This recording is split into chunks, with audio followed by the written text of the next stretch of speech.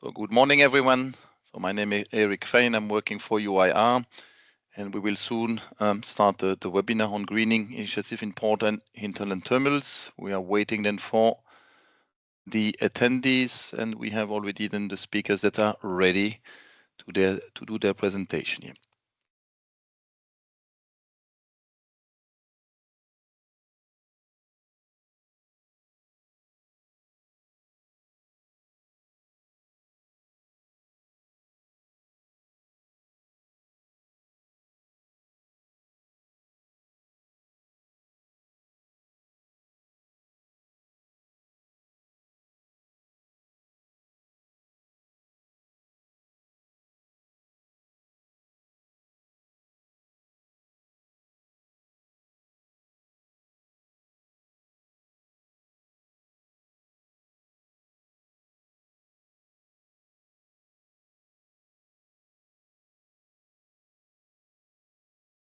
Just a question now to the speakers. You see my screen, so the slide is visible.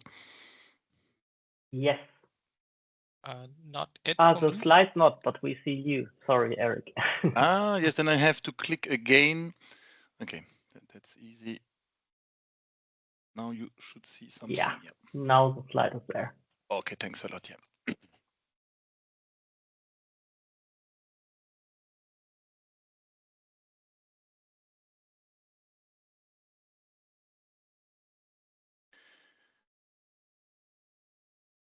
So we will soon start.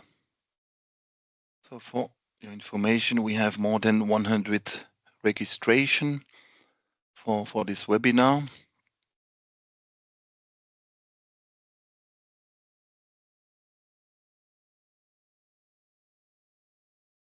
So far, I see then nearly 50 attendees, and I propose them to start in 2 minutes.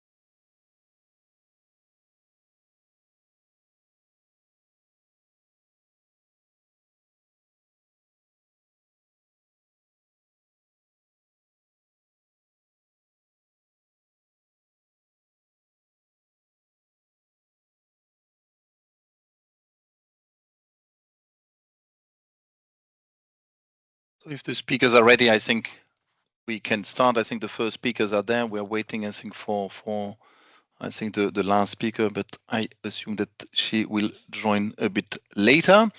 So good morning, everyone.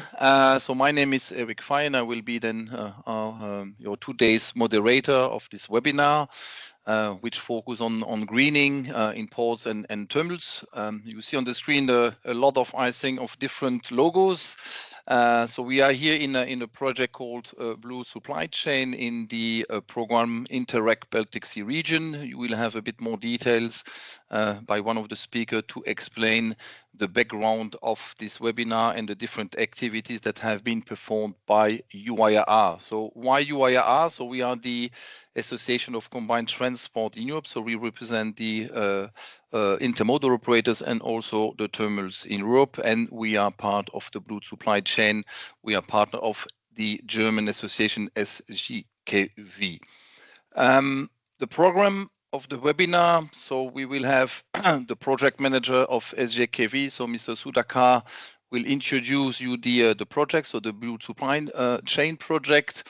My colleague Remy will then present the different reports that we have done on the greening measures for ports and hinterland terminals and what are the main features that we have discovered, I think, in the last months concerning the ports and terminals. And then we have then 3 testimonies from 2 ports and 1 terminal.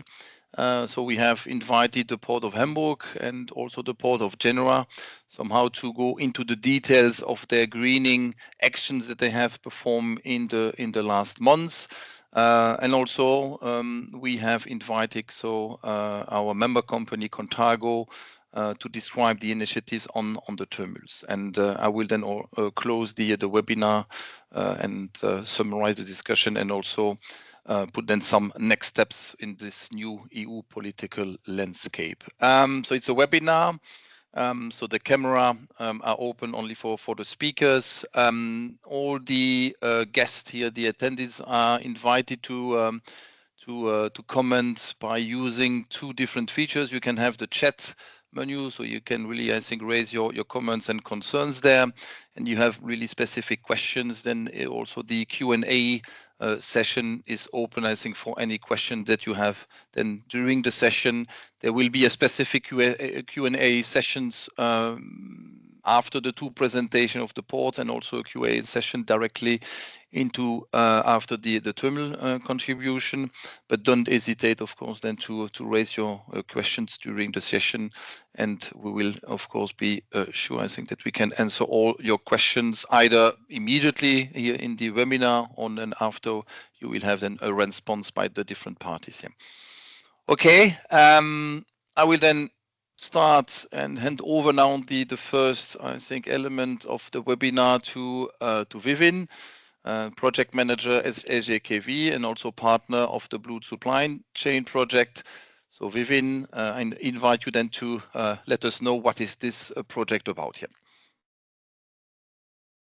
Yes, thank you, Eric, and good morning to all of you also from my side, and warm welcome to this webinar on greening initiatives in ports and hinterland terminals.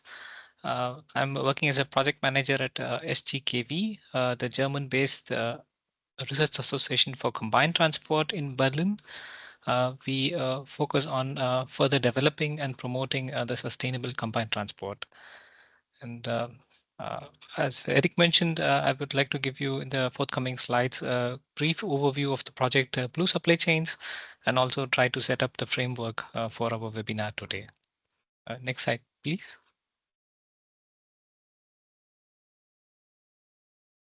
Thank you. Blue Supply Chains is a project under the Interreg Baltic Sea region program. We began in January 2023, and we are working together until December 2025.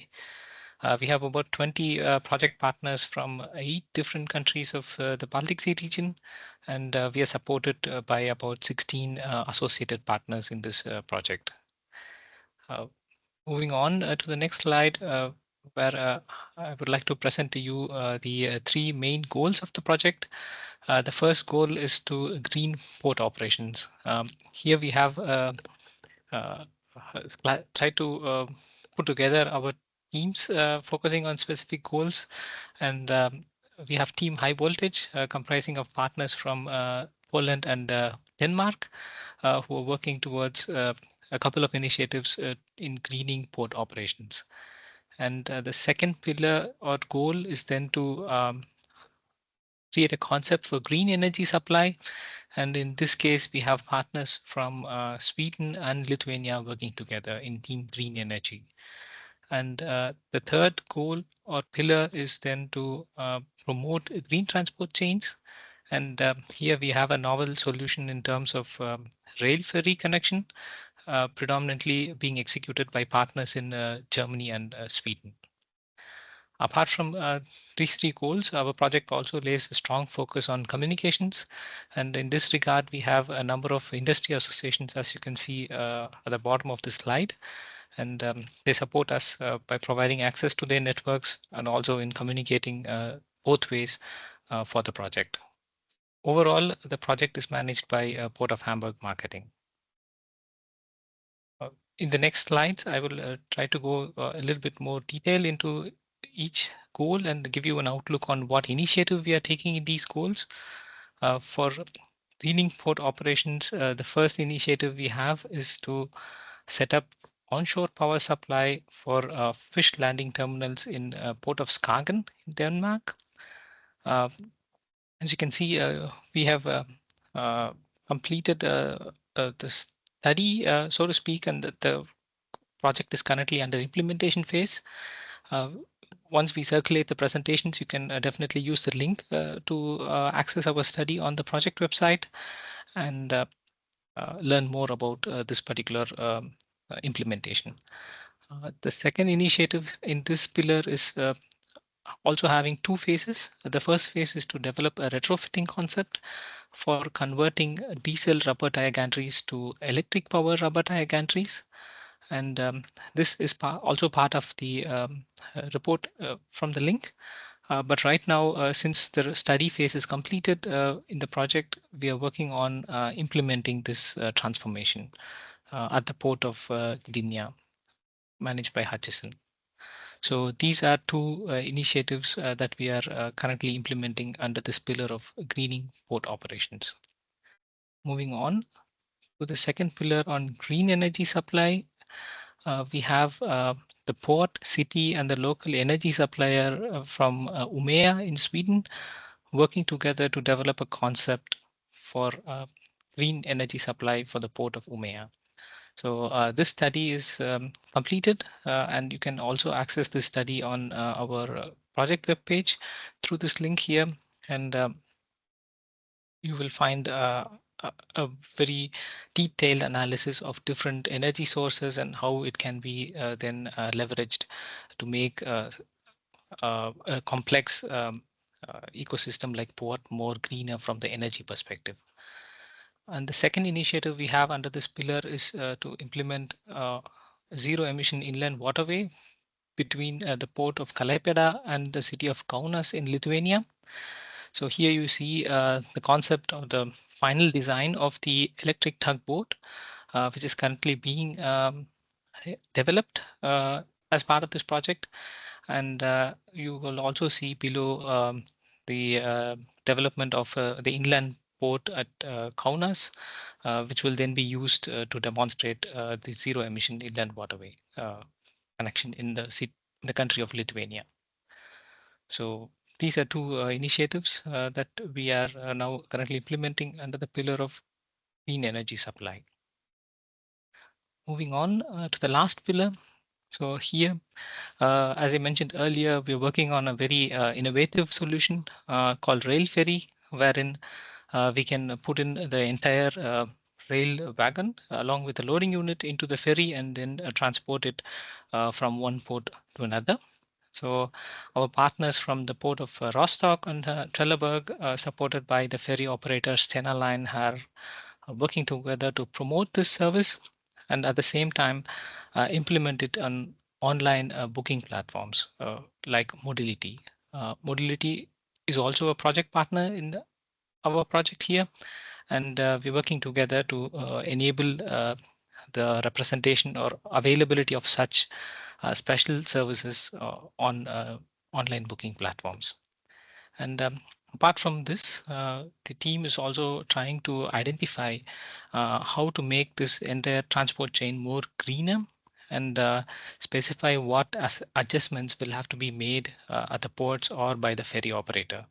So in order to achieve this, we conducted a study together with UARR. And on the next slide, you will see that we prepared 3 catalogs.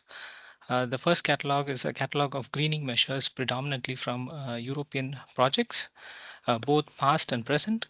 And the second catalog is about various initiatives taken by the European Commission in terms of the legislations and their programs.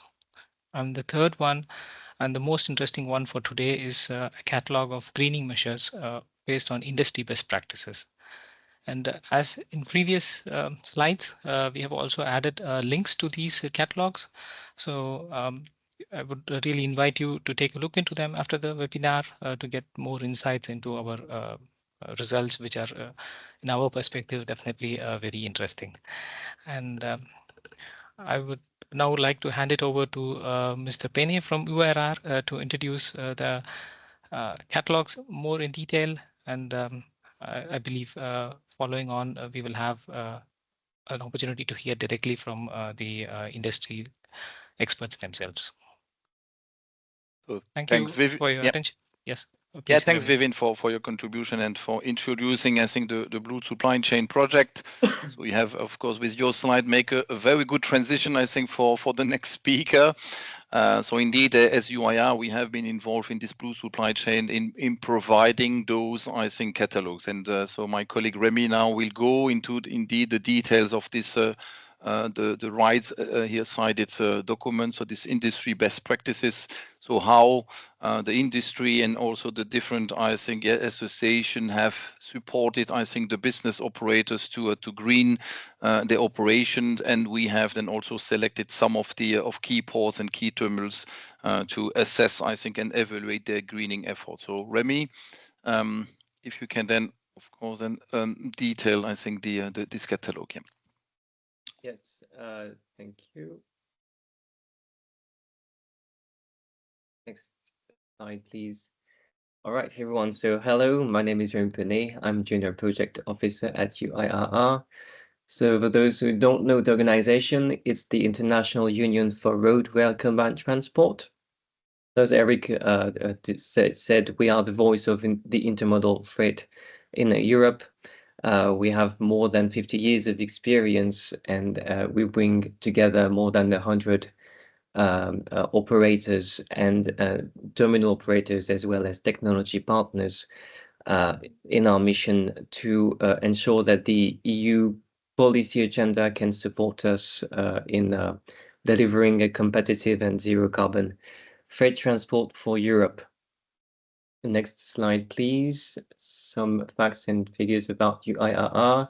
So we handle, our members handle more than 10 million TEUs. We represent 160,000 trains per year, 88 billion ton kilometers. And we use more than 12,000 intermodal wagons as owner or under long-term leasing, which makes us an important part of the freight business. But next slide. What interests us today is the report that we made on the industry best practices. So as Vivian said, it's one of 3 reports. The first one was on European projects, which was made to understand where are the research and investment going, especially with the help of the European institutions' support. The second one is on European legislation, which was very interesting for us to understand the framework in which ports and terminals evolve. And the last one is on the best practice from ports and terminals. So to understand how locally the ports and terminals create those projects and initiatives to green their activities. Next slide, please. Okay, so some word about the methodology. So what we did with this report is that we understood from the European legislation report that there was some influences at multi-level, so that at a very local level, those initiatives can take place. So since we understood that terminals are very anchored locally in Europe, then the main source of influence would come from European legislation or European context. But we figured that regarding ports, the influence not only comes from European legislation, but also at an international scale. So that's why we wanted to have this multi-level study where we studied the influences that international organizations such as the International Maritime Organization, the European Seaports Organizations, and the others that you see on the slide have on ports. We also thought that it was interesting to see with the variety of structures that the organizations have, what they can offer as tools to help ports in their initiatives. The methodology was mostly focused on desktop research. So what we did was looking at environmental reports, which happen to be very widely issued. So this made the data collection easier. And we also complemented the info that were lacking with some interviews and surveys. And we thought that it was interesting also to have a comparative approach between ports and terminals to see how they implement the greening initiatives. Next slide, please. So we can start with the IMO, the International Maritime Organization, which is a UN agency that notably sets standards for reducing greenhouse gas emissions and other pollutants in the maritime industry. Some of the tools that they offer is the Energy Efficiency Design Index, which is a technical requirement for new ship that require them, for example, to improve their whole design, to have devices for waste heat recovery or reduce electric consumption. Another tool is the Energy Efficiency for Existing Ships Index, which is also a technical requirement, but only for but at least for all existing ship and not new only. It's been implemented since the 1st of November 2022, and with this, ships are required to calculate their attained energy efficiency to receive certification. Last tool we can mention is the carbon intensity indicator, which entered into effect on 1st January 2023. It's made this time to assess the operational performance of ship. And poorly rated ship have to implement a corrective action since they have effect on the operations, and it's not something that has to do with technicalities. Next slide, please. Another organization is the International Association of Ports and Harbors, which is a trade union that notably promotes best practices and provide tools like the Environmental Ship Index or the bunkering checklist. So the Environmental Ship Index helps to identify ships that perform better than at reducing air pollution than what is required by the current emission standards set by the International Maritime Organization. They also have this very interesting tool of bunkering checklists, which is a checklist that is aimed at making sure that a bunkering is made in the safest possible way and in order to avoid pollution during the operations. It's a checklist made for alternative fuels such as LNG, hydrogen, ammonia, or methanol. And I can also mention that they organized awards, which reward ports for the achievement they made at implementing UN Sustainable Development Goals. So they have a variety of tools offered. Next slide, please. The European Seaports Organization has also designed a very interesting tool, which is the Green Guide. It's a set of guidelines that help ports elaborate their environmental transition plan. It's a step-by-step approach to understand what should be the priority, how to implement initiatives, and how to correct what needs to be corrected. It's a very thorough and interesting tool, as I said. They also have this other initiative called EcoPorts, which is a label awarded to European ports that voluntarily adhere to good practices in sustainable development. Next slide, please. And lastly, Green Marine Europe, which is an NGO and that provides an environmental certification program made for shipyards, and it offers also a voluntary framework for participants to highlight their environmental practices. So what's interesting is the multifaceted approach, because it addresses pollutions like noise pollution, dust, or even light pollution, and also more traditional GHG, NOx, or sulfur oxide emissions. Next slide, please. So we also try to ensure that there's a variety of use cases, and the stakeholders that we wanted to have ought to be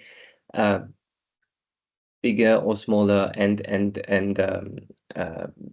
spread out throughout Europe. We thought that it would be a more interesting approach. So that's why we picked the Port of Rotterdam and Port of Antwerp Bruges, which are the first and second ports in Europe, and also the ports of Genoa and the port of Marseille Fos, which are located in the south of Europe, and with the port of Genoa standing as Italy's main port, and the port of Marseille as the second largest in France. Next slide, please. Same approach with terminals, which are all UIR members, but are somehow different from one another. So CFL Terminal has a terminal located in Luxembourg, and it's part of a state-owned company called CFL. Interporto Bologna, which is located in Italy, it's a freight village, which makes its organization a bit different from that of other terminals. We'll go back to it later.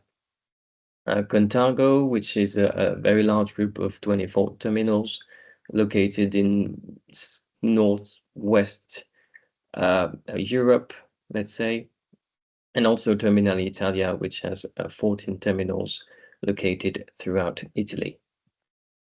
Next slide, please.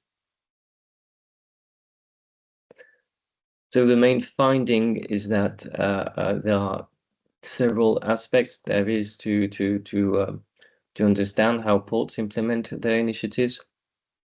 First is the resources, because ports, although they are maybe different in size, all have access to kind of a consequent amount of money, since their business are big by nature.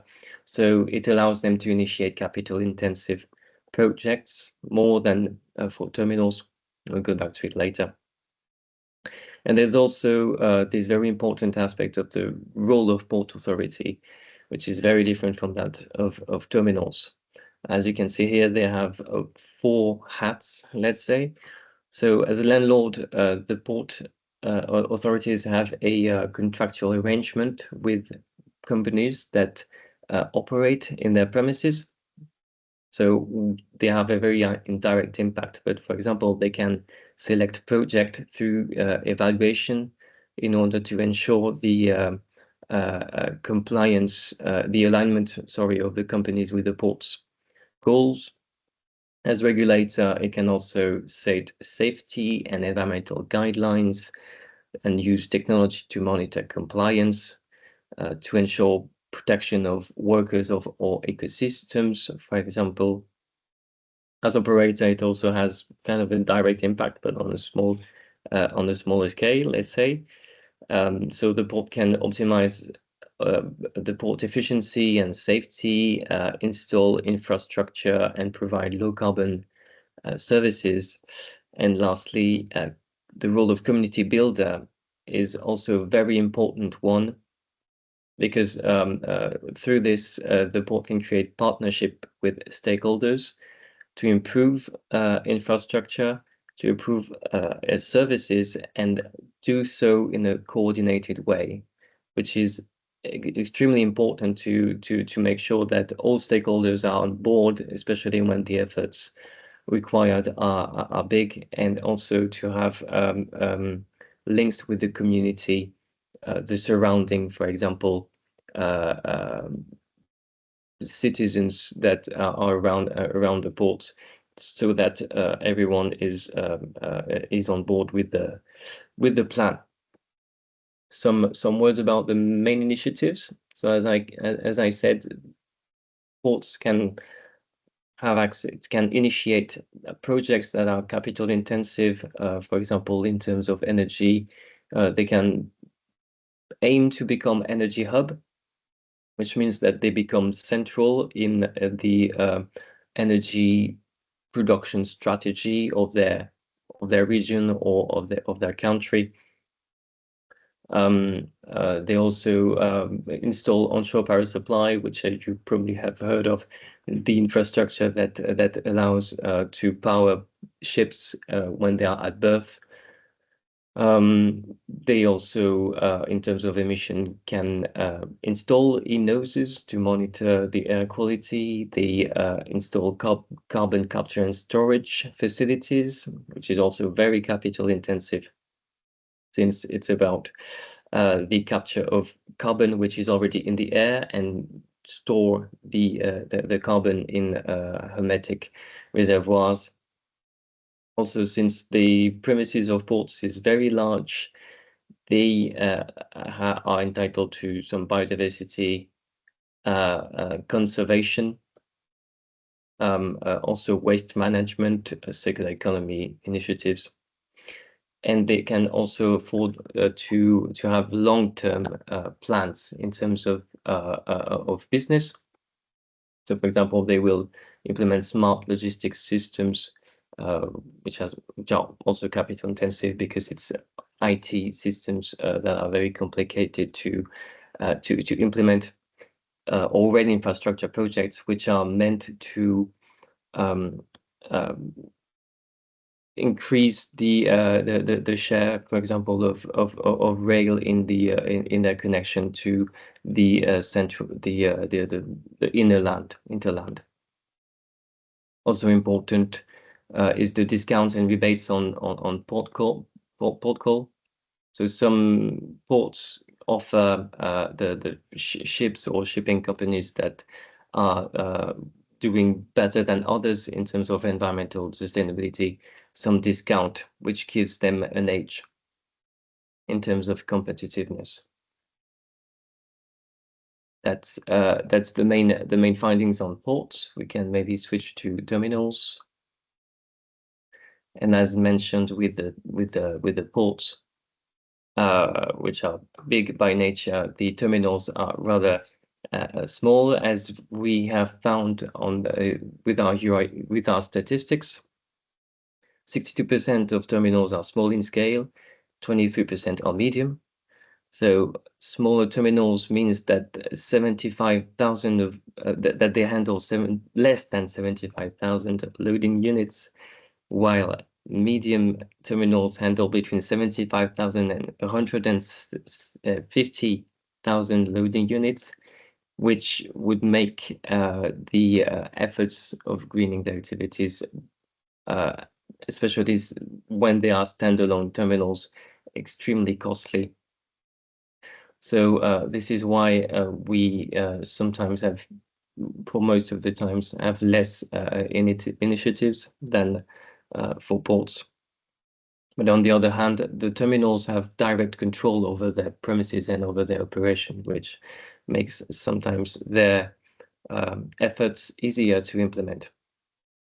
Apart from, as I mentioned before, the Interport of Bologna, for example, which functions kind of similarly to a port authority. Since it's a freight village, it's home to many companies that are involved in logistics, but they also have this contractual arrangement that is very peculiar compared to the business model of other terminals. Main initiatives. it's most of the time less capital intensive, although some efforts can be bigger than others. For example, the electrification of terminal equipments requires a lot of fundings, but there are also some low-hanging fruits that are good to implement and that are easier to make happen. For example, the LED lighting or building renovation. Installing noise barriers is also an important aspect, especially for rail. And even making climate awareness policy is an interesting feature where they would make some experts come to the premises to train the employees and make them understand what's behind carbon footprint and also the perks of biking, for example. So I hope I provided a good overview of the terminals and ports initiatives. This is my last slide. Eric? Yeah, I'm there. So it's back to you. Yeah, thanks, Rebi, so for this already detailed overview of one of the report. Maybe to understand the intensity between the ports and the terminals are different because of regulation. If you go then to the report that we have also then produced on the regulation, there are much more regulation that are imposed on the ports than on the terminals. That's why, of course, the initiatives are quite more intense, I think, in the ports and a bit, I think, different for the terminals. Yeah. So again, as already said by Vivin, all these reports or the detailed reports are available, I think, on the website of the Blue Supply Chain. So that's completely publicly available. So you have seen that we have studied some of the ports and the terminals. And that's the reason why we have invited, of course, to some of the operators here to join this session, then to go now into the details of their operation. So we have invited here two port community or port authorities. So the first one will be the Port of Hamburg by Stefan Breitenbach. And then we will have a second presentation by the Port of Genoa. There are two questions for the moment in the chat. I think maybe Stefan, you will answer this during your presentation. So there's a question about the energy hub. If this energy hub is only used for the port community, or you are also then trying to somehow use this renewable energy hub also then for the hinterland. So that's also one of the questions maybe that you can answer during your presentation. And there is a second one that might be then also asked when the terminals are going to report is about the energy installation on the terminals. So for the power station, for electric trucks, are those the HGV trucks or yard trucks? So that's a question that will come back, I think, when the terminal operators will also then go into the details of their initiatives. Yeah. And thanks, Stefan. You put then immediately, I think, the reports. I think that you have put the link here. Okay, Stefan, now we'll put then your first slide. Port of Hamburg, I think it's an important port in Europe. So Stefan will then present, I think, the role of the Port of Hamburg in this greening initiative. Yeah. Thanks, Stefan. Yeah. Thank you very much for this invitation, Eric. Thank you very much to all participants being interested in listening to the actual doings as well. So my name is Stefan. As Eric said, I'm head of project department for Port of Hamburg Marketing, which is a registered association with about 160 members from the port industry, but also from the Hinterland link. And we always try to involve our member companies, also like the big terminal operators, in research projects, in implementation projects. So to also bring some best practice applicable in our port area. And this is a little bit what I do. So on the next slide, you will see that I'm elaborating a little bit more on our greening strategies. For sure, we have a lot of challenges in the Port of Hamburg. because we are a city port, meaning we are very, very close to residents living close by, and emissions always were on our list to take care of, which also means light emissions, noise emissions, and so on. At the same time, we are a big industry area with a lot of jobs, and for sure also ensure safety of supply chains and security of supply chains. So serving entire European markets with goods, and to balance somehow all these aspects is always a challenge. So what was recently developed is our new port development plan, where climate protection, circular economy, and sustainability is very high on the agenda. It always was, but becomes even higher on the agenda, I have to say, as we, as you all know, are in the transition phase towards sustainable energy use, and this also brings new challenges to ports, as they need to become energy hubs, as you already mentioned. So meaning we have to import, export, we have to bunker, we have to store, but also consume energy in the port. And this is especially true for the port of Hamburg, being a huge industry area as well, with a lot of heavy industry, where sustainability plays also a crucial role, and new sustainable fuels become important. So meaning, for sure, we always import and export green energy also in future, but we will have also consumption in the port area and within the city itself, but I will show you a little later. The port development plan is a kind of framework for the entire action of the Port Authority up to 2040, where we also have some new goals of the city of Hamburg to become zero emission city very soon.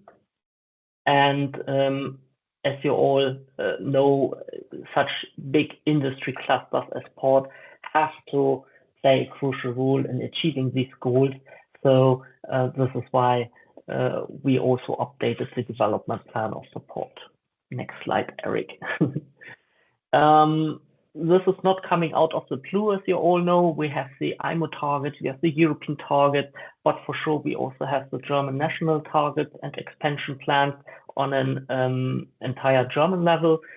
So just to illustrate a couple of these goals, to little bit provide you with an understanding in which phase we are.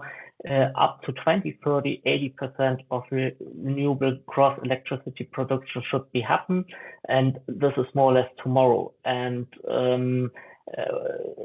surely we have the challenges in achieving that, but everyone is pushing very hard.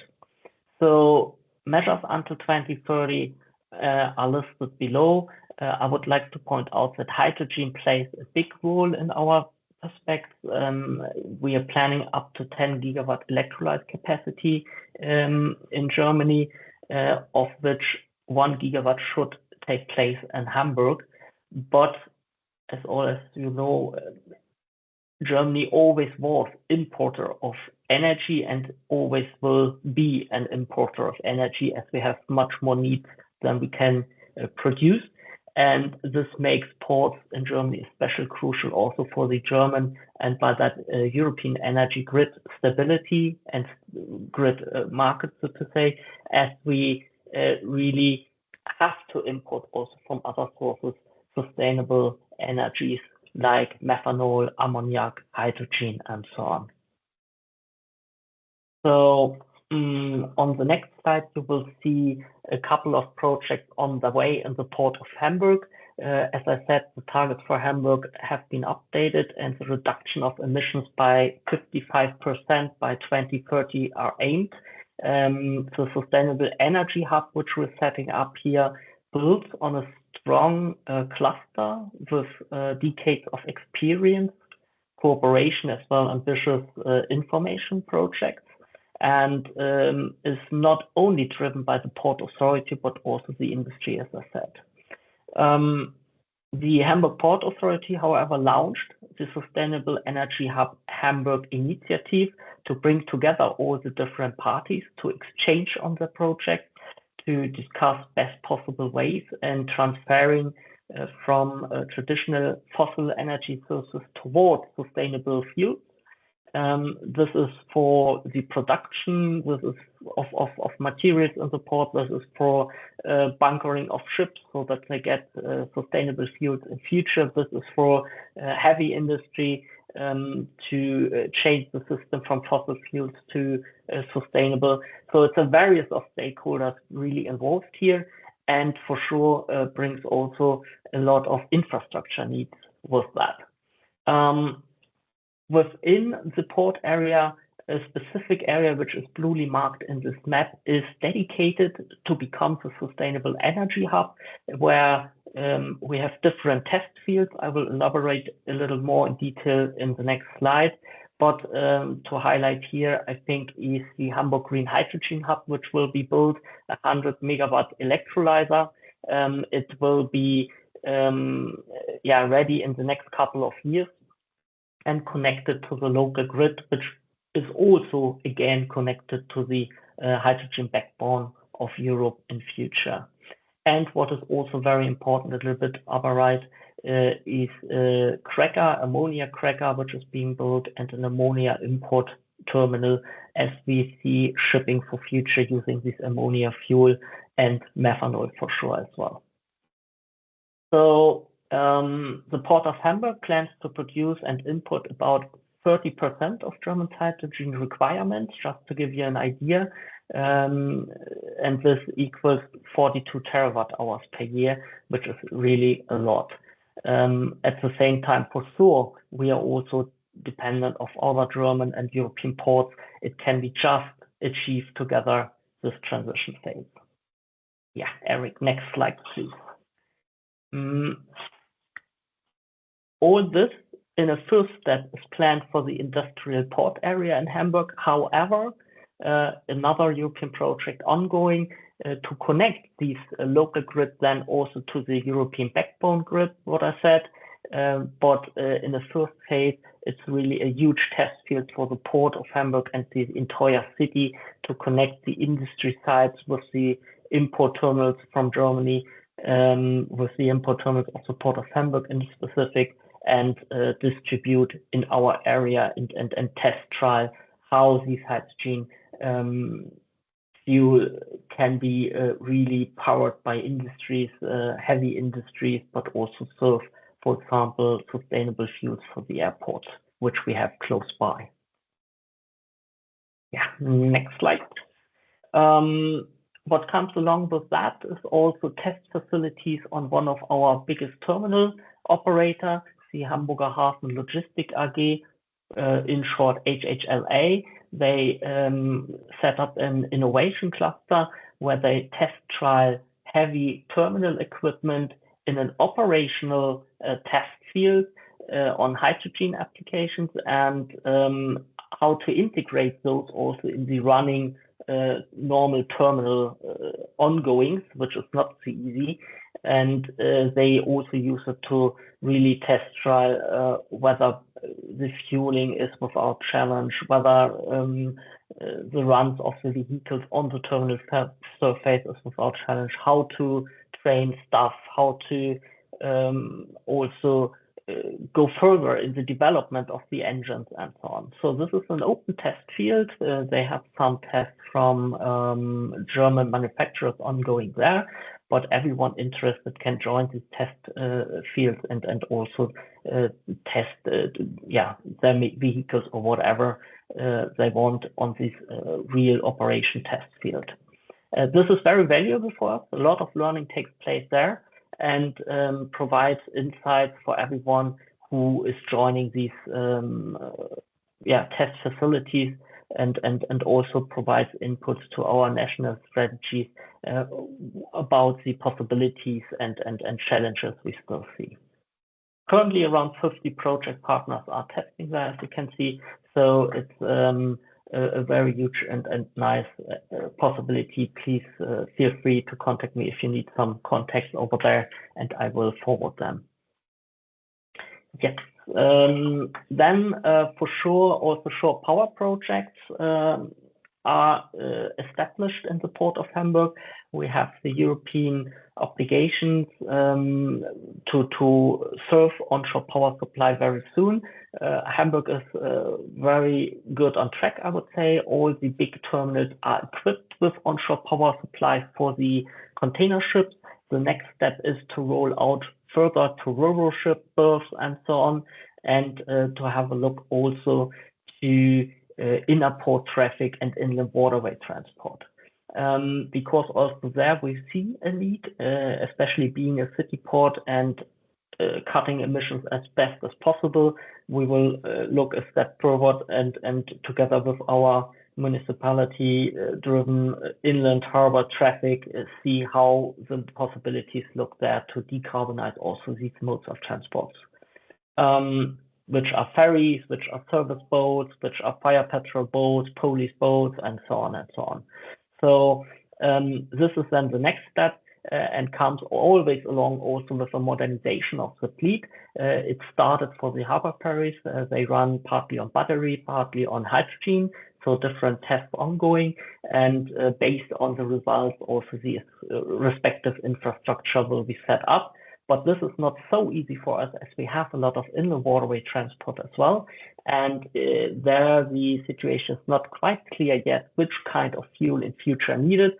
And as you can more or less compare in a harbor traffic with inland waterway transport in the need of infrastructure, we would kind of avoid to set up duplicated infrastructure for specific user needs.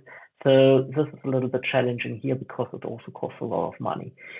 Anyhow, very much investigations take place currently. Test trials are ongoing, so that in the end, when a decision is there, I think the setup will take place very soon.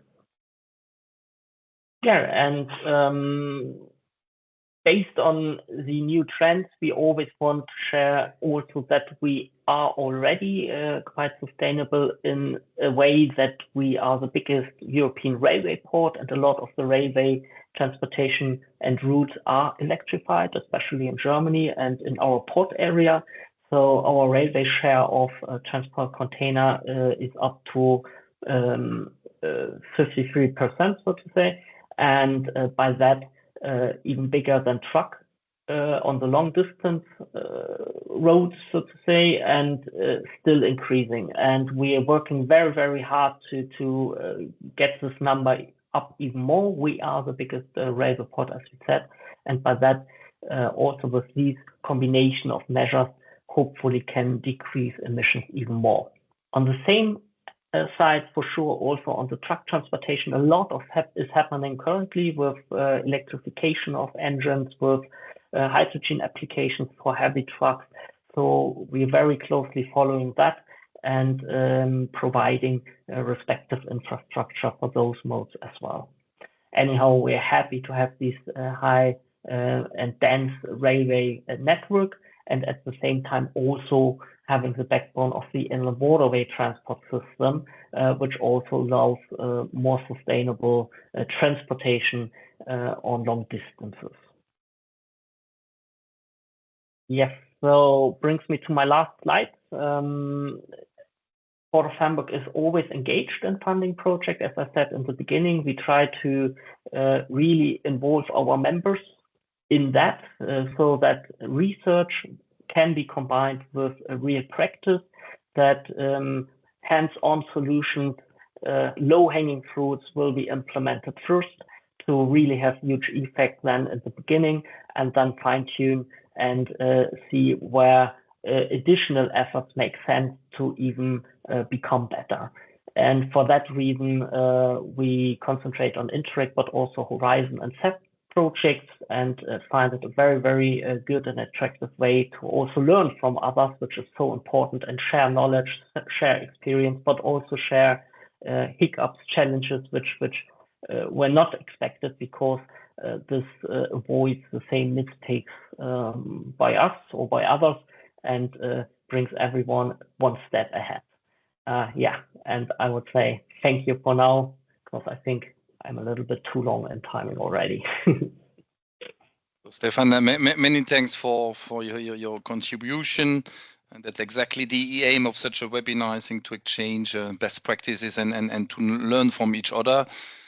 You have confirmed, I think, some of Remy's, I think, a conclusion that it's capital intensive. What you have to do here, I think that's billions of euro that you have to invest in port, but also in Germany, I think, to make this renewable or sustainable energy hub, I think, alive. And the second aspect that I like, of course, is as an intermodal transport expert to have 53% of the containers are put on rail. I'm expecting the same for the other ports. That would be great because we are far, unfortunately, I think in other ports or European port that we have this huge or this very large share of containers that are put on rail. So many thanks for your efforts, and we can really learn, I think, from Hamburg. I think how I think this is possible, but let's see. And the strategy also of the ports are changing, that we have more and more, I think, plans, I think, to move much more, I think, containers on rail. Okay, let's then take the train from Hamburg and then go to Italy. So I will invite now Mario from the port of Genoa, I think, to have a kind of similar presentation. So we have analyzed a bit more, I think, in our report, I think, the port of Genoa, but it's always better, I think, to have then the people that are on the ground are in the operation. So Mario, if you can then also then make your presentation. Okay. Good morning, Mario. We don't hear Good you. morning. Okay, now we hear you. Yeah. Okay, perfect. Okay. I share my presentation. No, you can just ask me to go to the next slide. That's easier. Okay, perfect. Okay. So, thank you so much. Thank you so much for to the organizer for inviting us to present our port, our green initiative. Of course, it's not easy to speak about after the port of Hamburg. It's which has a very high level, but we are doing a lot anyway, also for our side. So go ahead, please. And so this is a picture of our city. I don't know, maybe. Oh, okay, perfect. Thank you so much. Okay, I'd like to talking about the vision of our port. So we are a port authority, so we are a public body. We are in practice, we are entitled by the state to manage and to maximize the utilization of the state property. So this is what we do, but of course our job is changing a lot during the last years, and now talking about the port planning, we are not only plan in terms of infrastructure and space, but we also have to think about the sustainability, and for sure we have to force to transform our ports and our port activity in a better sustainable way. So in order, first of all, to contribute to creating value, of course, to create and to develop the competitive, the quality of the life. Of course, we also, like as the Port of Hamburg, we are a city port, so we are very close to the city. So it's very, very important, and all the stakeholders knows that the sustainability is the future, and the future of our ports are for sure green. So what we have done, we have issued a sustainability report some years ago, and in that report we have and in that report you can see all the activity we have done, and also what we have in mind for the future of our ports. So this is a slide that tries to summarize the action of the Port of Genoa in terms of environmental planning, and we can divide our action in four main pillars. The first one is for sure the focused on the energy saving and the production. We see our port like an energy hub, and for sure, just to reply to the question that someone has done before, of course, we think about an energy hub just to be autonomous and not to, and so just to produce in terms of production and consumption of electricity.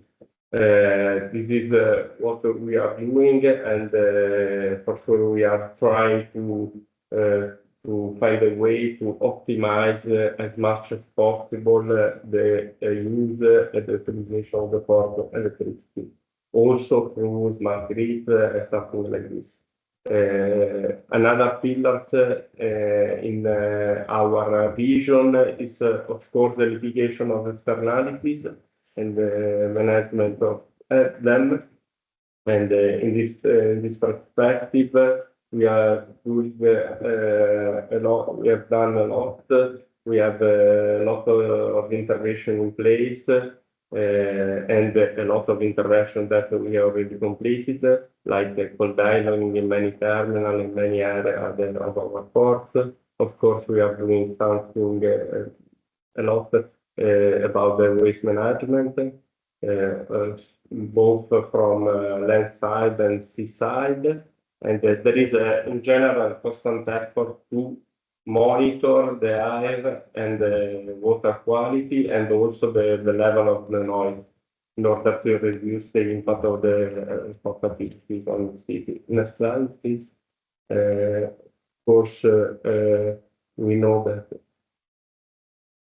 Sorry, it was freezing. Sorry. The next one. I tried to go there. Perfect. Okay, now it's done. Okay, perfect. Thanks. Yeah. Okay. So of course we are doing a lot also in terms of alternative fuels. In this framework, we are a little bit behind. We know that LNG is not the best solution, but is a greenest compared to what is the fuel that are normally used by the carriers. In this field, we have already an LNG mobile refueling station, which is operating and installed in our port. We are thinking about, we have already planned another facility of LNG in Rodrigo. And of course, we are involved in many projects and in many initiatives about other new generation fuels like hydrogen and ammonia. And of course, another part important of our actions are focused on the sustainable mobility within the ports. So we are trying to create a fleet of new green vehicles. And of course, we know that intermodality is a big part of the decarbonization part. So we have a lot of investment and billion of investment destined to the new last mile infrastructure, rail infrastructure, and in order to rebalance the way the mode of the cargo from road to rail. Next slide, please. So just to be in detail, this is, for example, a picture coming from some years ago of what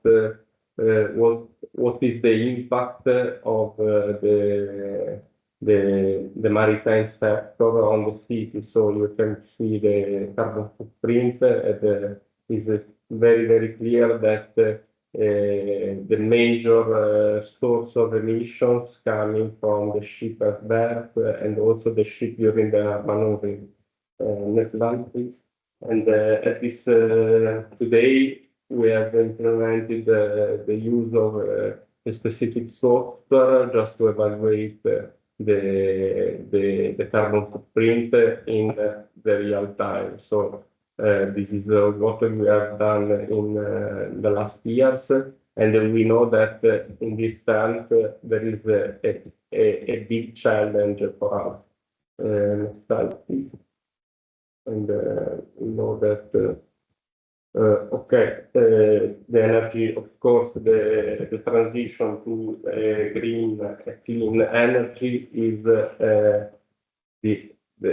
another important part of our action, and in this sense, we have also a lot of investment in order to produce more energy and to manage that in the better way possible, the better possible way.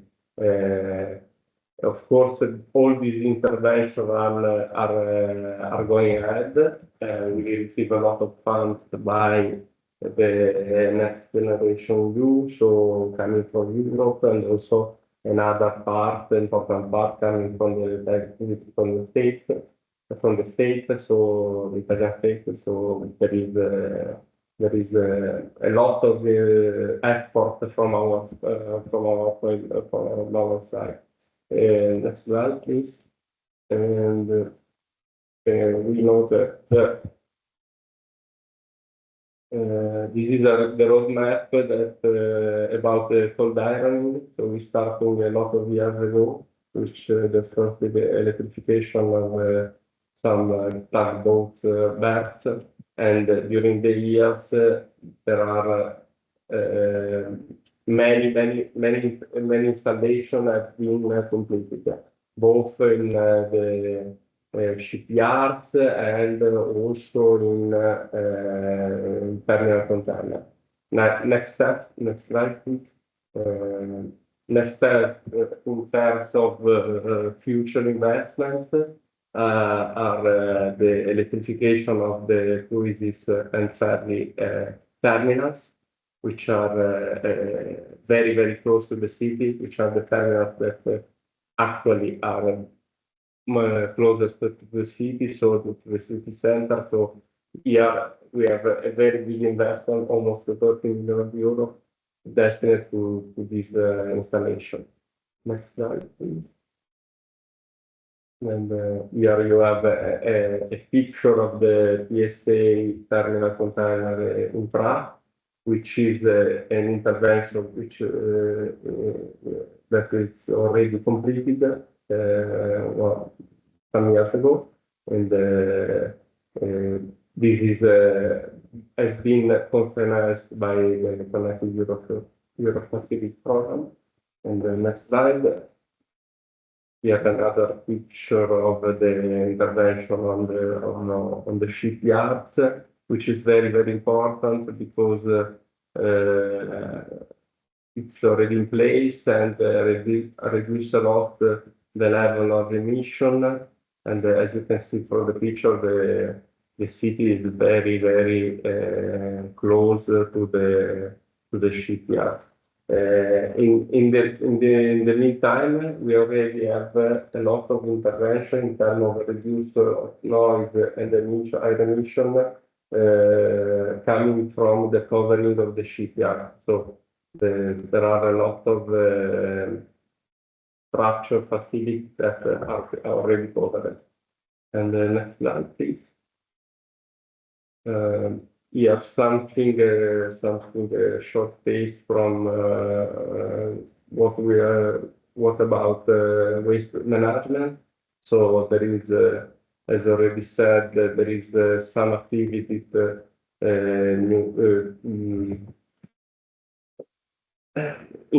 already in place in order to reduce and increase the level of recycling waste, and also from the seaside, there is more activities in terms of prevention of seawater pollution. Next slide. Also from the waste coming from ship. There is also in this we have also another software that we are using, and there is a ship waste management plan issued some years ago, which clearly give to the carriers and the shipping companies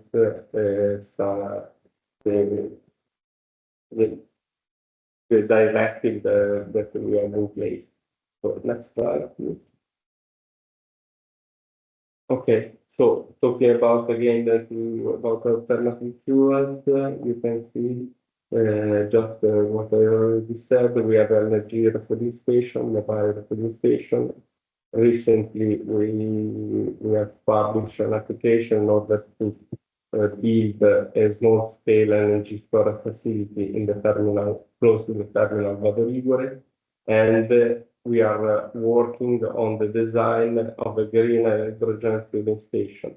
In order, it's a very small scale facility, but should be able to refuel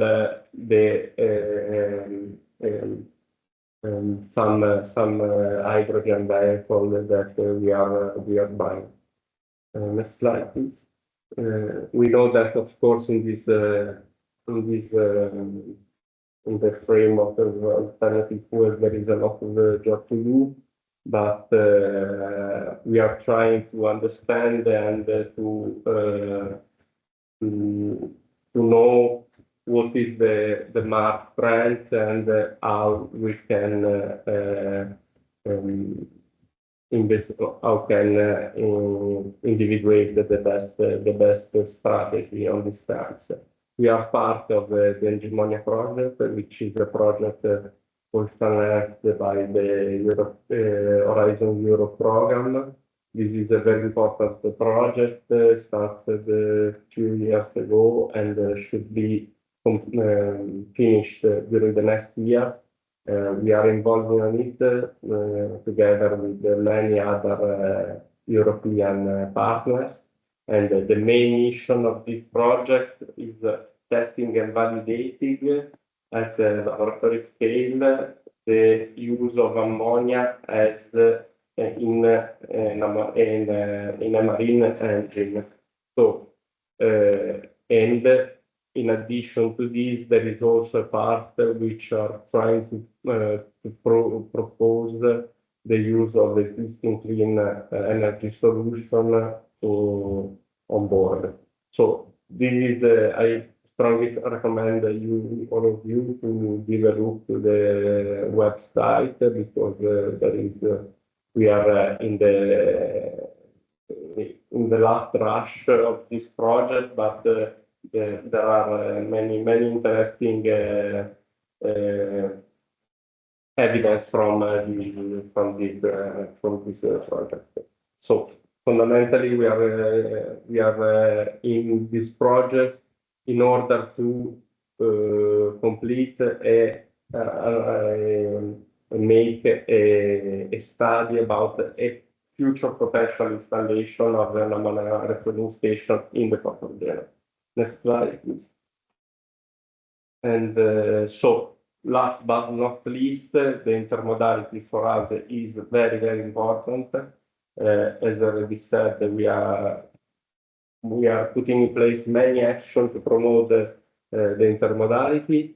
Two, of course, the rail infrastructure are a part, biggest part, but we also we are trying to facilitate and promote the competition inside our port between railway and cities. Also, we are pushing a lot also through the Italian Port Association in order to have more incentives for the rail transport from the Italian state and the Europe in general. Next slide, please. Of course, we also are part of the City4You campaign in order to promote the combined transport, so we are very proud of it. And this is just a quick recap of the trend in the rail transport we had during the last years. Now we have a modal share of more than 16%, and we are increasing a lot during the years. Next slide, please. This is of course coming from the increase of our network. We have a lot of new and destination we served, and also since 2 years ago there is a direct connection from PSA Genova Prague to Basel and Spitz. So this is of course one of the main reasons why we are increasing a lot during last years. Next slide, please. The last one. Thank you so much. And this is just a overall picture of all intervention on the rail infrastructure we have in place. So the main one is the Taxi Corridor, which is which we expect to be in operation from 2027, and of course a big intervention because there is a tunnel long 27 kilometers, and this is the only way we have to connect directly by rail our ports with Europe and with the Pianura Padana. The green one are all the last mile rail intervention we have in place. So there is a lot of intervention. We are trying to increase the length of our train, also to reduce as much as possible the slope of the lines, and of course we are trying to be in line with the gaugeability. So that's all. And I will give you time. So sorry. Thanks, so Mario, for. I'm not muted. Okay, thanks for your presentation. So you shouldn't be shy against the Port of Hamburg. I think you have done a lot of things, and you see a lot of similarities, I think, between the different activities that you have to perform in a port area. So we see this energy and onshore, offshore. But what I like the most, of course, that you promote intermodal and you promote the railway services as one of the solutions, I think, to green also your operation, but also then to green the hinterland. And that's, I think, a very good, I think, sign. And indeed, I think we can only appreciate that you have joined, I think, the CTU4U campaign to promote intermodal transport in general. I have checked the chat for the moment. I don't see any direct questions. So don't hesitate, of course, to use the chat if you have questions. So let's now leave the port area, and then we can continue on a journey, I think, to maybe smaller facilities and not under the port authority. That's the hinterland terminals. So we have invited here now 2 companies. So we have I think the joy to have then Contago as a first speaker, and then also then we have then at the end Interporto Polonia as a freight village as well. We have Anna from Contago today as a speaker. I see her, I think, in the speaker chat. You are still muted, Anna. So Contago is a recent member of UIR, so since 2024. So the company is dealing both with railway and inland navigation, but they are also a terminal operator. And in this context, I would like then to ask Anna to report on their sustainable solution that they have put in place in the different terminals here. So Anna. Thanks for the introduction. Good morning, Anna. Good morning. Am I going to share the presentation, or are you going? I'm moving the slide if this is easier for you. I don't mind. So okay. You can move the slide if you want. Yeah, okay. I will do that. Tell you want to do. Yeah. Perfect. You can directly go over to the next slide, because the title of my presentation today is Freeze, Fight or Flight, and just a short introduction into what does that mean. So if we all imagine that this peak that we see there, that's the climate change, and then there's the freeze solution that some of us do, a typical psychological thing that we all do, which would be in regarding to climate change, no matter what we do, it's anyway not enough. So why would we start? And I think all that we are here, we're already over that point. So we're out of the freeze mode. And I think some of us might be still in the flight mode. So what does flight mode mean? That those are sentences like, so what can I as an individual do? That's anyway pointless, so why do anything? Or let's postpone it until we have a better solution, or I deal with it when I have more time. And I'd like to invite all of you today to come with me into the flight mode, which is it's going to be tough, but we will get through it. So we're going to tackle the climate change. And that's the topic of my presentation today. I'm Christiane Schmidt, part of the sustainability team at Contago. And here we have a short introduction into Contago. We are operator in combined transport, so we're transporting by barge, by rail, and by truck, operating in 6 countries, mainly in Germany, and have 24 container terminals with 1,500 employees, and are transporting 2 million TEU, and have a big sustainability strategy, and are proud winner of the German Sustainability Award 2024. That's as an introduction, so maybe you can go over to the next slide. Thanks.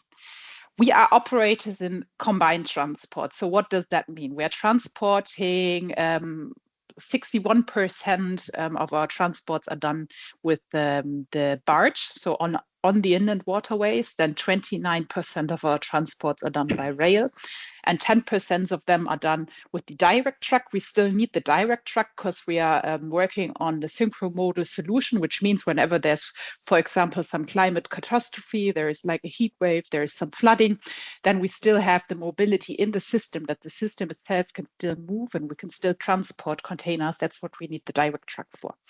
And the combined transport is a pretty easy solution to climate change, because in average, you can already avoid. So we're not talking about reducing or anything. We can just avoid emissions by an average 46% when switching over to combined transport. So here's our numbers from 2023. We were emitting 189,000 tons per year. And if we would have done the same transports with the direct truck, that would have been 350,000 tons. And that's not even switching to anything else or alternative drive. That's just by switching to the combined transport that we promote. But that's just avoiding emissions. So there's still a huge need to reduce emissions. And the perfect solution, together with the rail and the barge, that's the electric truck. And maybe you can go over to the next slide. Since 2019, we do already operate electric trucks in our fleet. We did start like with the first ones that were available on the market, still try out trucks, and they had a reach of I think 70 kilometers, which is not really that far, just for some in-terminal operations that was possible. But gathered informations, and now the truck fleets, they've changed. So there are electric trucks available to up to 740 kilowatt hours. That means roughly 600 kilometers you can already go with an electric truck, or 300 to 500 till depends on what how much weight you've got on your truck. We in combined transport are allowed to transport 44 tons in Germany of load, and we do use intermediate charging to even get more reach with this electric trucks, so we can use them similar to the diesel trucks in our day-to-day operations. Maybe you can go over to the next slide. Just a quick picture. That's the eActros 600, which is the new one in our fleet since May. It's in operation. It's a customer trial vehicle, and this truck has 600 kilowatt hours in the battery. It's currently the biggest one on the market that's available. We're getting another bigger one with an even bigger battery in the next 3 weeks. But with this truck, it's also possible to use the electric trucks even on long distances. For example, it's pretty easy to use them Hamburg, Leipzig, or Hamburg, somewhere down to Duisburg, etc. To use those electric trucks, because the driver itself anyway has to do a brake. And the brake, the distance he can cover before he needs to take the brake, is even less than you could also do with one full charge of those vehicles. We do combine those, which means the rail and the inland waterway transport in a product which is called Econtago. Maybe you can go to the next slide. And I think it's really good to have a look at the emissions. So if we just first start at the gray ones, usually we have the depots of the containers at our container terminals. And then we're transporting the container to the customer, which is done by truck. The gray one is the usual diesel truck. And then the container is filled at our customer, for example, here in Dieburg. And then if you would do this by direct truck, that's the bottom line. That would be, if you want to go to Rotterdam, that's 482 kilometers, and then would result in 595 kilograms of CO2e. But you could switch to combined transport, and that's the blue line that we can see there. Also the truck to the customer, and then the truck back to our container terminal. For example, here it's the terminal in Frankfurt East. And then we could, for example, do the transport by rail. And rail itself, there is electricity on all the way up to Rotterdam, which would only cost 61 kilograms. So overall, you could, just by switching to combined transport in this example, already save 74% of emissions. And now we can add on reducing emissions. And that's if you're using the electric trucks that you've seen so far. That's only 3 kilograms, which is left, which is the well-to-tank emissions. So the emissions that arise from producing green electricity, and then also the same for the full truckload back. And if you also switch the electricity of the rail itself, then there's only 10 kilograms left, which means you can already save emissions in the well-to-wheel approach by 96%, just by avoiding and reducing emissions and not even looking at compensating emissions. But using electric trucks also means that you have to charge the trucks, which is the next big topic that you might also have on your mind. Thanks for switching the slide. And this is why we said, okay, if the market isn't far enough for us to switch for the trucks, then we have to also set up the charging infrastructure. And because the trucks in combined transport are anyway going back to our terminals 3 times a day and then overnight, that's the perfect point for setting up charging infrastructure for a start. So we set up 90 fast charging points for our 90 electric trucks at our container terminals all over Germany, from Hamburg all the way down to Basel. And operating them with 250 kilowatts, which means that we could do up to a 3-hour shift. And as you might all know, buying an electric truck is pretty expensive, but operating an electric truck is way cheaper than it is for a diesel truck. And the more you have the truck running, the cheaper the truck gets, which means with a good charging infrastructure, the truck is getting cheaper and cheaper with each kilometer you drive. Charging trucks has a high energy demand, and this energy demand pushes up the energy prices, which is why we also need an energy management with this. And this is a solution that covers all of the energy producers and the ones who need energy at our terminals. We did already hear that in the last 2 talks.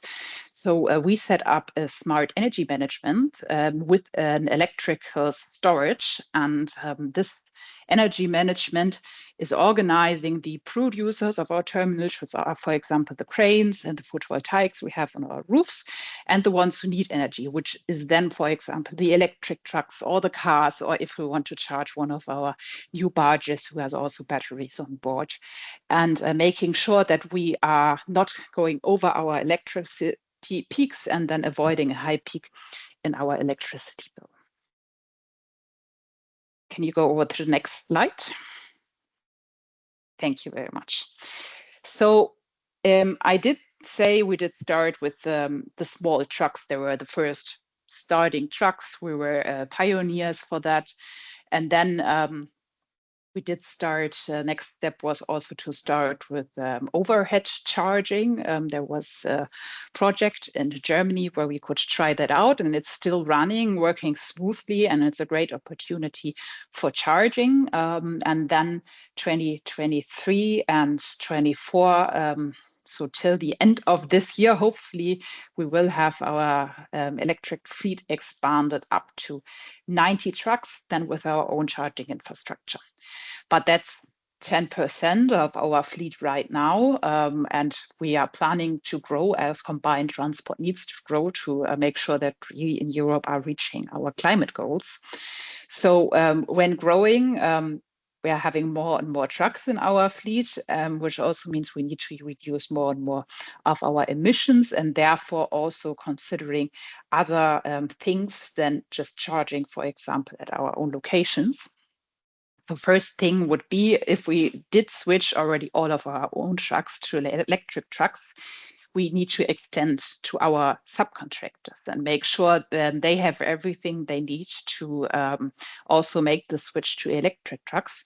Then we can optimize the charging at our own depot, so we can charge even more than the 90 trucks we have today. And we need to extend to other charging possibilities to ramp up the e-fleet to 33%.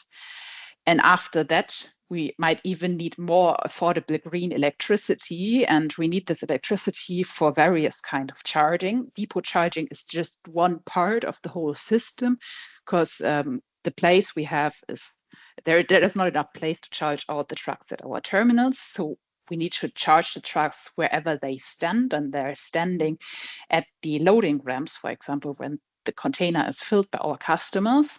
We might also need to keep it flexible, dynamic charging with the catenary that we see in the second picture. And then we also need public charging, especially for long transports, to make sure we can reach 100% of a green e-fleet in our fleet. And maybe as a last sentence, I can just repeat what the people beforehand have said. We need a holistic approach. So we also need to think about social aspects that might also influence our ecological aspects. We need to target the emissions. We need to avoid them, and then we need to reduce them. And the third step is not compensating. That's something we can talk about 2040, but the next step is to cooperate. For example, the project with the HALA, HHLI, we're also part of that, cooperate to make sure how can we reduce emissions together, work together with your employees, with your customers, with the service providers, because there is no one can tackle this topic alone. We all need to tackle this topic together to make sure that we are decarbonizing logistics. Thank you very much. Thanks, Anna. I think to come with a perspective on the intermodal operator and also terminal. So I think you cover, all aspects of intermodal transport, in your presentation. Okay, that's of course a message as you are that we are making 4 years now, that simply by, of course, putting loading units on rail, you are going already to avoid some CO2, but you continue, to improve, your operation and to invest, a lot to also to reduce the impact of your terminals and inside and outside. Yeah. So many thanks, Anna. We are a bit short of time, but I would like really to have then also here another perspective. From changing from Germany to Italy. So we are going back, to Italy to our colleagues. So I will ask now Roberto Toluccio, as one of the person in charge in the Interporto Bologna Freight Village, to have also a similar presentation. Roberto, I will I will share here the screen, and you let me know, also like the other speaker. So you see now normally your PDF file, yeah? Okay. Yeah. Okay, thank you everyone. Just to show our structure and what we are doing, let's say, to push intermodal, and that the approach that we actually have in managing our structure, and try to also bring customer on train. You can go, okay, just some figures. Our area is more than 4 million square meters developed. with the part of that where we have warehouse and office, as you can see over there. And let's say that we are managing in the area are located 130 companies and 6,000 people working here daily, let's say stable. So we should have considered that we should add to this number also the people that are coming with trucks every day and going in and out every day. So just to give you the dimension of our structure. Please go to next.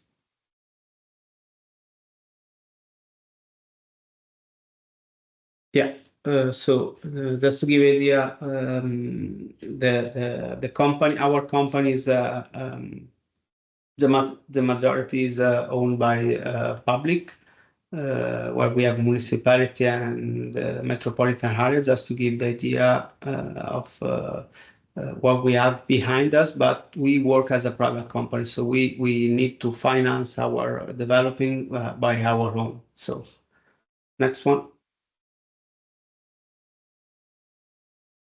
The location. We are located in the center of Italy on 3 main TEN-T corridors, just to give the idea on the railway side. So the corridor, the Baltic Adriatic corridor, Mediterranean one, and SCAMMED. We can skip next. And we go faster on the, let's say, on the main part. That's the picture of our structure. So we see the 3 developed area, and we also see the changing in the construction of the warehouse. This is important also in the developing, let's say, on the idea of the energy, community energy that we actually have, because the different construction of the warehouse and the developing along the times in last 50 years of the structure. Now we are in the situation that there are some roofs that can be used actually to put solar panel on it, and other roof that need to be we need to reorganize and to understand with the owner how to use the roof to put solar panel on that. We see also on the right the rail terminal that are actually on our side. So 2 railway terminals managing together with Terminal Italia with a joint venture, and we do operational activity over there. And the 3rd terminal, see on top, where there are managed bulk activity. Go more. Yeah.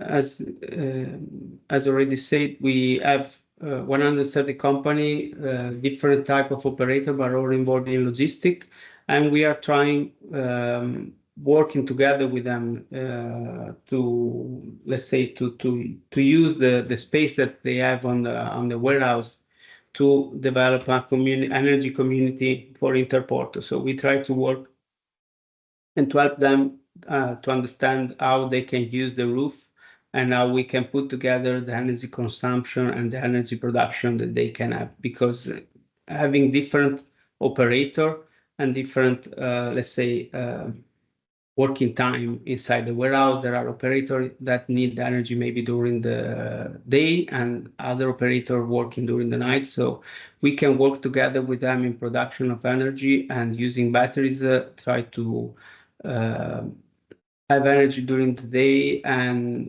the energy that is not using can be shared with the operator that need the energy during the night, for example, so to have lower impact about consumption energy in the warehouse.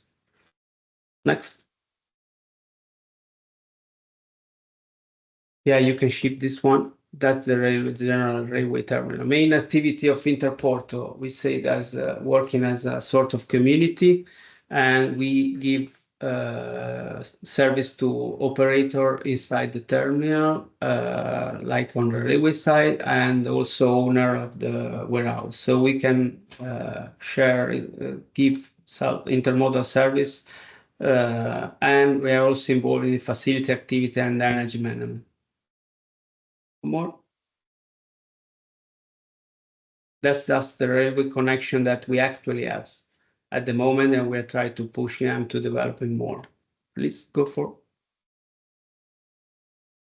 Okay, we have also a workshop, and also here we install solar panel. We actually the activity that we're doing over here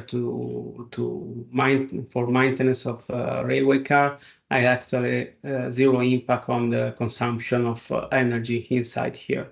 The shunting lock that we are trying to study solution to have, actually they are diesel locos.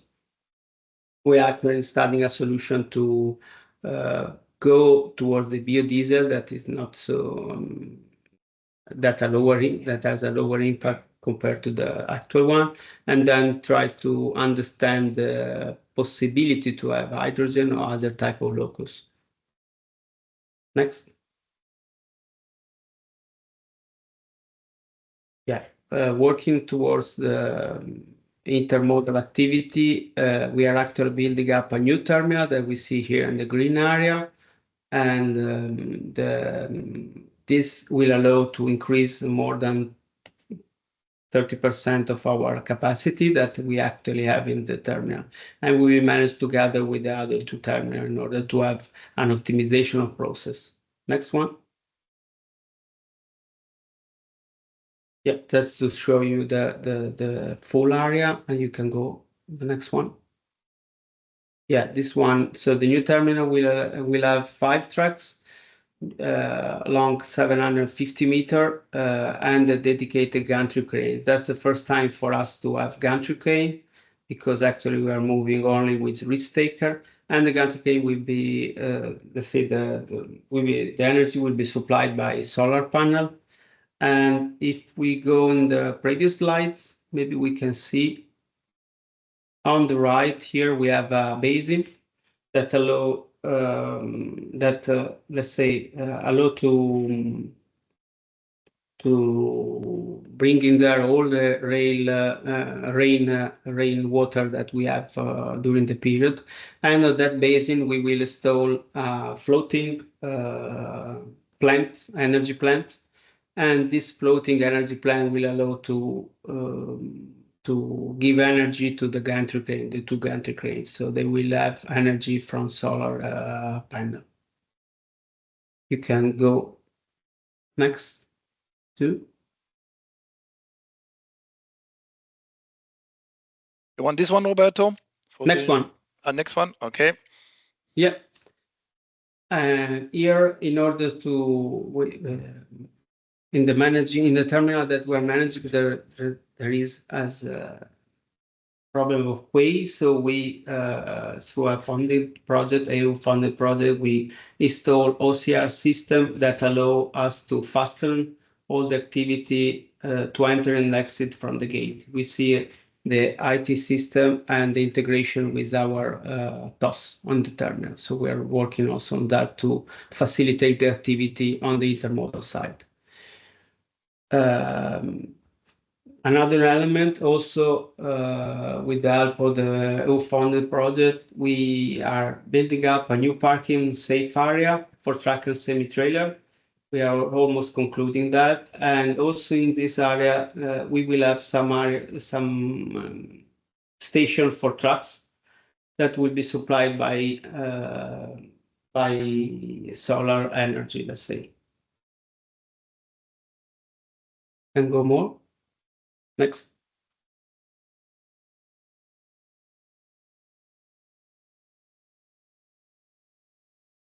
Next one. This one, sorry, because yeah, this the last one. Yeah, exactly.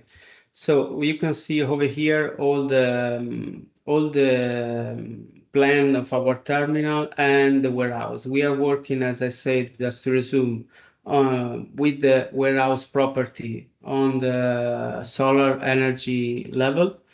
We are trying to also working with them on the intermodal service, try to bring more volume on the train, because actually our share is around 12.5% of the total volume moved in Interporto.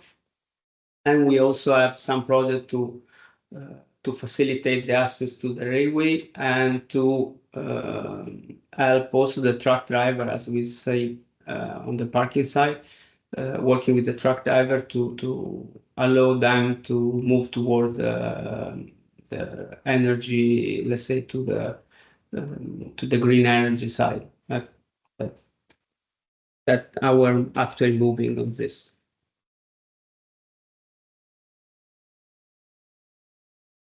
Thank you. Yeah, thanks, Roberto, and sorry you had to go a bit faster, I think, because we are running out of time.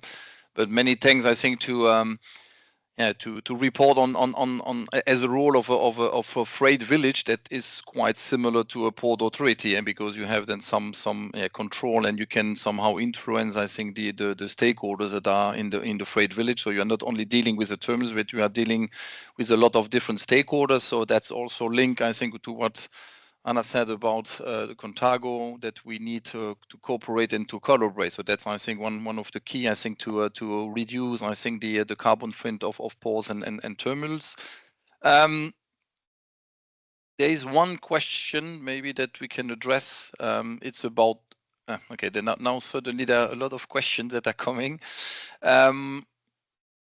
One is about, that's from Valeria from Network Wins, that said if, and that's now to address to everyone, if the training, so high-level training activity for port employees is an important tool, I think, to reduce or to make, I think, people aware about sustainability. So I don't know who would like to respond to that.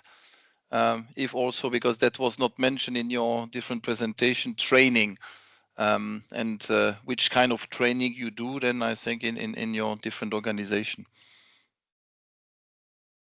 I don't know who would like to. Anna, you raise your hand. That's great. Yeah, maybe I can just have a short word on that. I think that's actually really important, and we do make sure that we are doing this on all different levels. Actually, I'm on my way now to do with my colleagues a terminal workshop where we do analyze if we really want to reach zero emissions, what can each of us do to do it like every step. So there are people which are working in the offices, and then there are people working in on the terminal itself, and each of them is analyzing, okay, in my work that I do every day, what can I do? And we support them in finding solutions and then roll that out over the whole Contago. And we do that also on different levels. It's from like doing an eco drive training for the truck drivers, all the way up to doing sustainability workshops with all colleagues who would like to join every year, where we tackle different topics. For example, this year it was, if I'm already motivated in sustainability, how can I communicate this at the terminal, and how can I engage others to work together with me on those topics? So all different levels on engaging the colleagues in sustainability. Thanks, Anna. I don't know if somebody else would like to react directly on this question. Stefan from Port of Hamburg. Yeah. I just can agree on that. Thanks, Anna, for taking the lead. It's extremely important also not to lose the people on any field. And we in our company even try to go a step further already to also develop kinds of fat modules which could be used for trainings in schools or whatever, as we also think the general idea about ports being very dirty places and so on is not very true anymore. And to attract also workforce for future, and to get all the specialized workforce in helping us in further being greener and setting up all the installations needed for that. There's a huge demand in communicating, training, and doing much more than we do today. So this definitely is also high on our agenda. Can just add also other few words on this matter. So as Port Authority, internally, we do a lot. I personally, I just completed a few weeks ago a dedicated online course on sustainability, on all the environmental aspects. But at the same time, We have no direct workforce in the berth because we are the public body. We manage the space, but we don't have direct employees at berth. But anyway, we strongly recommend for the global terminal operator and the private operator works in our port that they push on the way to maintaining, of course, the workforce, the employees well prepared, of course, well trained. So this is, of course, one of our main goals is to have a workforce duly prepared, duly aligned with the objectives of the port authority. May I just have also on the freewheeler side that our experience working with the logistic operator is also to, let's say, to work with them and try to sometimes they face us and asking how they can work towards the transition. So what kind of solution they can work with. And I think it's important also work with the logistic operator that are in some situation the decision maker in order to try to understand with them and try to let them know what they can do to work in this direction, let's say. So thanks, Roberto. So there was some additional point, but I think so you confirm, and I think about the charging of trucks. So that there was a value of 2 hours, but 45 minutes is sufficient, I think, in most of the case to fully recharge a truck. Yeah, that's interesting also as a figure to remember. Yeah. We are late. Sorry for that. My conclusion. You have been listening, I think, to first a high level, I think, study that UIA has performed, I think, on greening initiatives. So those reports are available. You have also then the link into the chat. We have, I think, seen that regulation that have been now put, I think, have been somehow put by the European legislator are implemented slowly by the different, I think, operators. So it means that the implementation of those regulations must be followed up, I think, because that's also important, I think, in the future to say that if the regulations are in place and how the business operators have reacted to that. Maybe what is important, I think, just to conclude, so there is the European Green Deal.